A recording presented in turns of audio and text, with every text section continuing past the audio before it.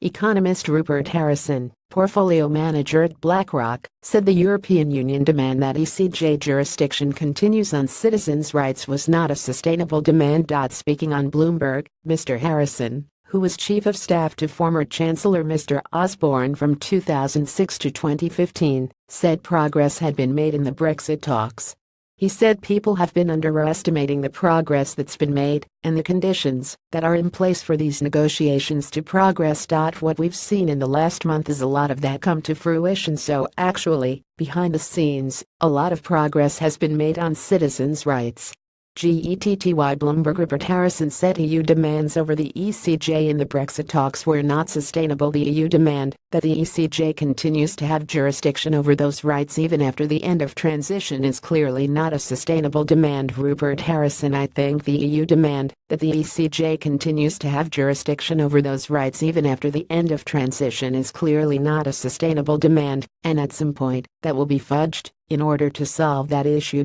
Equally on finances, I think there's been a lot closer position than a lot of the noise would suggest, and what was needed to unlock it was this progress around transition, and that the ongoing payments around transition kind of unlocked the choreography of how you talk about finances. Mrs. May faced renewed calls to be ready to walk out of the Brexit negotiations last night after a top bureaucrat attempted to sabotage a deal between Britain and Brussels. The Prime Minister was urged by Eurosceptic campaigners, including senior Tory MPs, to make preparations to quit the talks with EU chiefs if the issue of future trade is not on the table by the end of this year.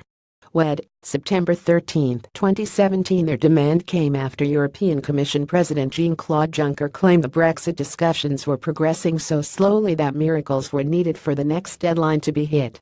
His intervention, a day after reports of decisive steps forwards in the negotiations, was viewed at Westminster last night as an attempt to destabilize the drive towards a deal. Senior Tory MPs and business figures yesterday wrote to Mrs. May urging her to quit the Brussels negotiations by the end of December if EU negotiators refuse to start discussing trade. The letter said, if the EU is not seriously negotiating a free trade deal by Christmas 2017, the government should give formal notice that we will move to World Trade Organization rules in March 2019. The letter was organized by Leave Means Leave, a pressure group campaigning for a full break with Brussels, backed by around 50 Tory MPs.